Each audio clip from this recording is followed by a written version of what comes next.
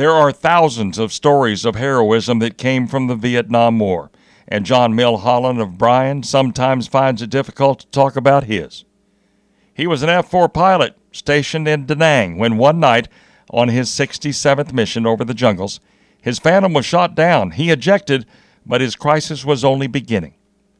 Over the next 3 days, John Milhollon will tell his story on Bravo Brazos Valley, a story that started in the holiday season of 1966. I arrived in country at Da Nang on Christmas Day, or actually the day before on the 24th. Bob Hope had his Christmas show at Da Nang on the 24th and came to Saigon on the 25th. And so I passed him in the air and missed the entire Bob Hope Christmas show. So I never got to see it live, but I always enjoyed those. Hi, I'm Tom Turbiville. This is Bravo Brazos Valley, brought to you by Meese & Associates. Now let's set the scene. John Milhollon, Phantom pilot out of Da Nang, one of Vietnam's hotspots. We were flying F-4 missions over North Vietnam. I had 66 missions over North Vietnam when in April of 23rd of 1967. We got up, we had a mission over North Vietnam. We were going to be what we call a CAP mission. And basically what that was, the F-105s, the Thunder Chiefs, did most of the striking at the bridges and the infrastructure of the North. And they were not quite as agile as the F-4s. So we flew what we called cap over the top of them. While they were down dropping their bombs, we would actually fly over the top of them to protect them from MiGs and anything that might be a threat to them from the air. April 23rd, 1967, just one more mission? Not hardly. Just as we got in the target area, we got a call from Big Eye. Now, Big Eye is an AWAC aircraft that was flying out over the South China Sea, and they actually monitored the air battle over North Vietnam. And they called up and told us this Big Eye on guard. They had two unidentified aircraft taking off from an airport in North Vietnam, and that they were headed our direction. We immediately, at that point, pulled the aircraft up and jettisoned the centerline tank that we were carrying so that we could maneuver more rapidly, and started searching for the MiGs. John Milhollon still wonders why his thoughts went where they did when his F-4 was hit that day. War does play tricks with the mind. When the two MiGs came in, they immediately realized, the MiGs did, that this was not 105s but F-4s, and they refused to stay and fight with F-4s. And it was actually a good day in that situation because both of the MiGs were shot down.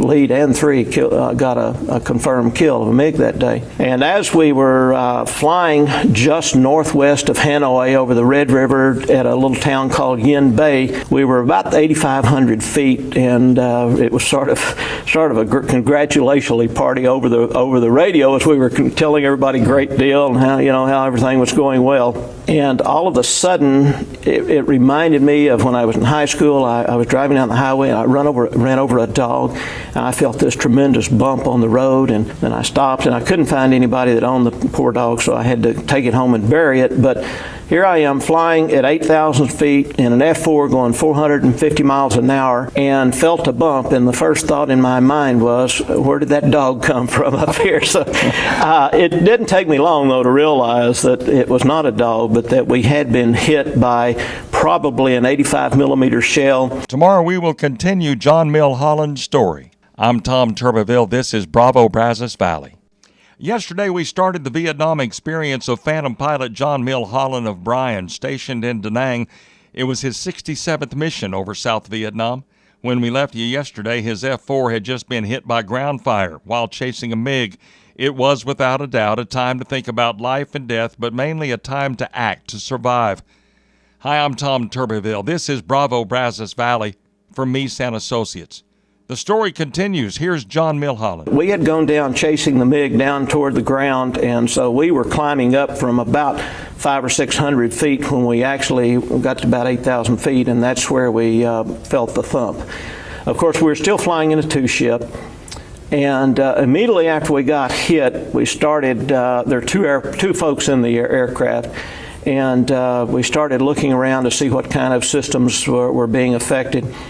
We got the burners lit, and we got the nose up, got the aircraft trimmed, so it was in a climb. And the other aircraft, of course, came back behind us and was monitoring our aircraft.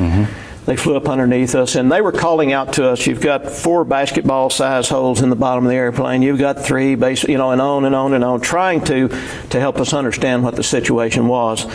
But at that point, we were still in the Red River Valley, and our objective was to get to it was to the northwest, up over the mountains, up out of the Red River, so that we could, when we had to go out, if we did have to eject, we would be up over the mountains, and hopefully a little safer than we knew in the valley. So we were able to climb, and as we continued our climb, the aircraft started to come apart, basically. Just before we had to eject, I remember the only control we had was with our rudders, and I had both of my feet on the right rudder to keep the aircraft from rolling. And finally, the other aircraft that was now following underneath us finally called out and said, "Hey, you guys are burning bad. You've got to get out of it." So at 28,000 feet, we made the decision to eject, and at that point, if you can imagine the wildest carnival ride you've ever been on in your life, and you multiply that by 10, that's exactly what the ejection was like. Wow. As I reached down and pulled up on the ejection handles, there is actually a cartridge in the seat that fires, and then a rocket lights, and you are sent on a really wild ride. So ejection accomplished, parachute deployed, but now the mountains. And now I have to fall from 28,000 feet down to where the parachute is supposed to open between 10 and 12,000 feet. And as I'm falling, I'm looking around, and this is unbelievable, but some of the mountains are 12,000 feet tall right where I was going down. And I kept thinking to myself, I've got to do something. I've got to do something. I'm going to hit a mountain. And luckily, my brain caught up with me and reminded me that everything had worked properly so far. There was no reason to do anything stupid. And so I stayed right with the seat, and just about that time, the next thing I knew, the lap belt opened, I was ejected out of the seat, and I was hanging in the parachute. And that was very mild compared to the actual injection out of the aircraft. John Milhollon's memorable experience was not over by a long shot. The rescue that nearly never happened. That's tomorrow. I'm Tom Turbiville. This is Bravo, Brazos Valley. We conclude the amazing story of Vietnam vet John Milhollon of Bryan today, F-4 pilot, who had been shot down somewhere over North Vietnam and was alone on a mountainside, waiting for the helicopter they called the Jolly Green to come rescue him. Hi, I'm Tom Turbiville. This is Bravo, Brazos Valley. John Milhollon talks about the first attempt to rescue him out of the jungle. I can see the helicopters up there, and the helicopter comes, and it gets right above me, and I can watch it sitting there trying to hover. The tree penetrator is just within grasp almost, and then the helicopter breaks off down the mountain. How did he feel? What do you think? I'm scared. Yes. These guys are leaving, and they don't have me on that helicopter. So I grab my radio out and say, "Hey guys, where are you going?" And they come back and say, "Oh, no sweat. We're going to go down the mountain, and we're going to dump some fuel because we're too heavy to hover." And so I say, "Okay, great, I'll wait." So I wait, and about 10 minutes later, sure enough, here they come back. And the helicopter flies up, and it gets right above me, and it's sitting there trying to hover the tree penetrator. And I knew in my mind that if I could get one finger on that tree penetrator, I could go all the way back to South Vietnam hanging on one finger. But it just didn't quite get close enough. And the next thing I know, the helicopter is saying, and it goes back down the mountain. Then after that second pass, he was waiting for a third, but he found himself alone. 5 minutes pass and nothing. 10 minutes pass and nothing.